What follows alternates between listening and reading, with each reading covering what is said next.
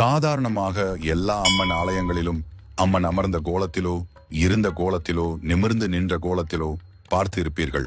ஆனால் மாசாணி அம்மன் மட்டும் 17 அடி நீளத்தில் படுத்து கிடப்பார். இந்த அம்மனுக்கு மயான அம்மன் என்றும் ஒரு பெயர் உண்டு. 17 அடி நீளத்தில் நெற்றியில் பெரிய பொட்டுடன் ஒற்றை ரூபாய் காயினுடன் படுத்து கிடக்கும் அழகே தனி.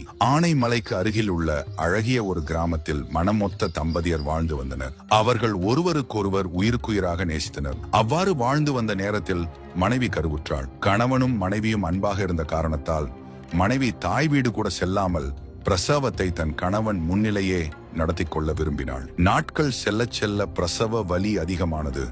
மனைவி படும் துயரத்தை தாங்க முடியாத கணவன் வலி மிகுந்த நேரத்தில் அவளை சற்று ஆசுவாசப்படுத்திவிட்டு மருத்துவச்சியை அழைத்து வர கிளம்பினான். ஆனால் அதே சமயம் மனைவியை தனியாக விட்டு செல்வதற்கும் அவனுக்கு பயம். இவன் தனியாக சென்று மருத்துவச்சியை அழைத்து வருவது என்றால் மனைவியை தனியாக விட முடியாது. அடர்ந்த காடு, வனவிலங்குகள் அதிகம், அருகில் மனிதர்கள் யாரும் இல்லையே, என்ன செய்வது என்று தவித்துக் கொண்டிருந்தான். அதை புரிந்து கொண்ட அவன் மனைவி 2 கல் தொலைவில் உள்ள என் தாயார் வீட்டிற்கு நாம் செல்வோம். அங்கு ஒரு மருத்துவச்சி இருக்கிறார். அவர் முக்காலமும் உணர்ந்தவர். தெய்வ சிந்தனையும் நற்பண்புகளும் ஞானத்தால் நடப்பதை அறியும் திறனும் பெற்றவர். நன்கு மருத்துவம் செய்வார். அவரிடம் செல்வோம். கஷ்டப்பட்டு நான் தங்களுடன் நடந்து வருகிறேன் என்று கூறினான். பிரசவ வேதனையும் வலியும் தாங்க முடியாத நிலையை எட்டியதால் வேறு வழியின்றி தாய் வீடு நோக்கி பயணமானார்கள். மெதுவாக நடந்து நடந்து ஒரு மைல் தூரம் வந்து சேர்ந்து விட்டார்கள்.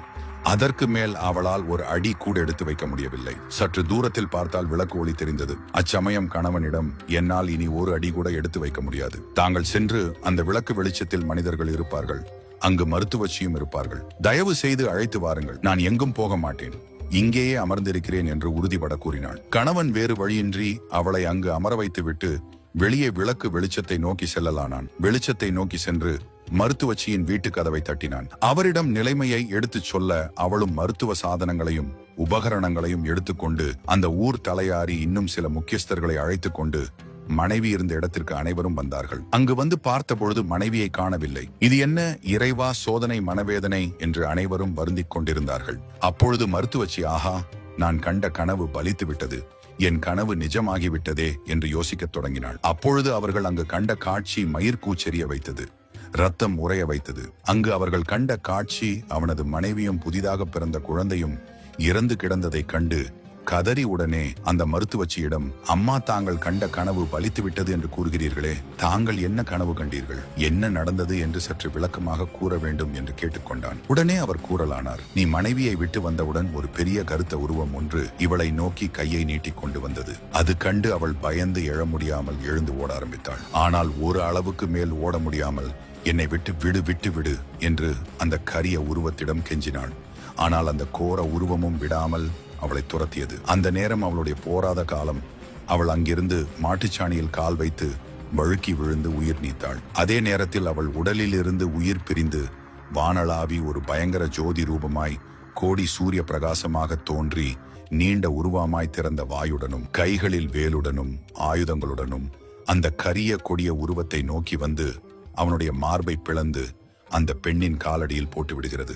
இதுவேதான் கண்ட கனவு என்று அந்த மருத்துவ மூதாட்டி அவள் கணவனிடம் கூறினாள். மேலும் அவள் சாதாரண பெண் அல்ல, வானில் தேவலோகத்தில் இருந்து மண்ணில் உதித்த பெண் அவள். அவள் பக்தர்களை, மனிதர்களை இரட்சிக்க வேண்டி உருவான தெய்வாம்சம் பொருந்திய பெண் அவள் என்றும். மற்றும் காமதேனுவினால் இடைப்பட்ட சாணத்தில் கால் வைத்து இறக்காமல் இருந்திருந்தால் வேறு ஒரு ரூபத்தில் அவள் இறந்திருப்பாள். மாட்டு சாணத்தில் கால் வைத்து வழுக்கி விழுந்து இறந்ததனால் மாசாணி என்று பெயர் பெற்றார். மேலும் இவள் மானிட பிறவி அல்ல, தெய்வ பிறவி. ஆனாலும் இந்த அரக்கனை அழிக்க வேண்டி உருவானவள் என்பதனாலும் இந்த தெய்வாம்சம் பொருந்திய அம்மனை அரக்கன் காலடியில் உள்ள இந்த அம்மனுக்கு ஒரு கோயில் கட்டி பூஜித்து வழிபாடு செய்ய வேண்டும். மாசாணி அம்மன் என்ற பெயர் வரலாற்று.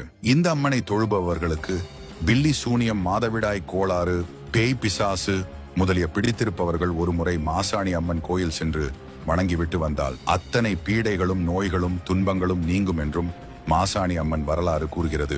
மேலும் பொன், பொருள், நகை போன்றவற்றை திருடிச் சென்றோம், இல்லை பணம் வாங்கி கொண்டில்லை என்று கூறுபவர்களுக்கோ பழிதீர்க்க அங்கு மிளகாய் அரைத்து வைக்கும் நிகழ்ச்சியும் உண்டு. அங்குள்ள ஆட்டுக்கல்லில் மிளகாயை அரைத்து வைத்து 3 மாதம் வரை காத்திருந்தால் எடுத்தவர்கள் பணத்தை திருப்பிக் கொண்டு வந்து கொடுத்து விடுவார்கள்.